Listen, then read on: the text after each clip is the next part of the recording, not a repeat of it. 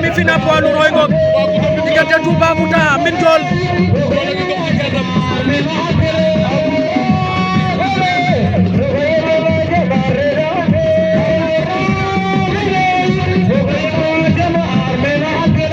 ndeysaan la nu ne demi-finale poids lourd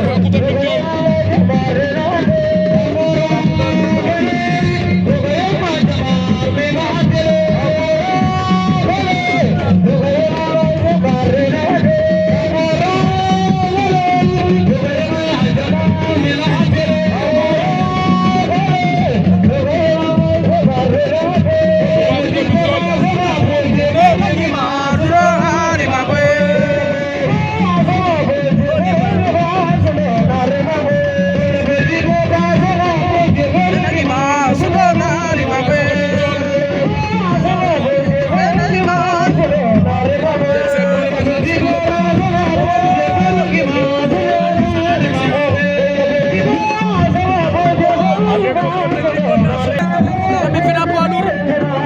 Toubacouta Mbine Ndiol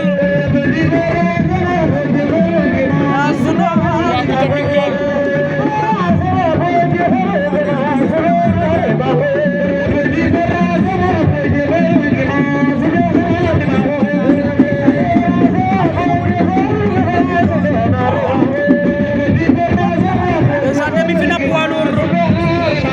Toubacouta Mbine Ndiol Ngodi kono Diouf Jaraaf ke jilas masiro ngawete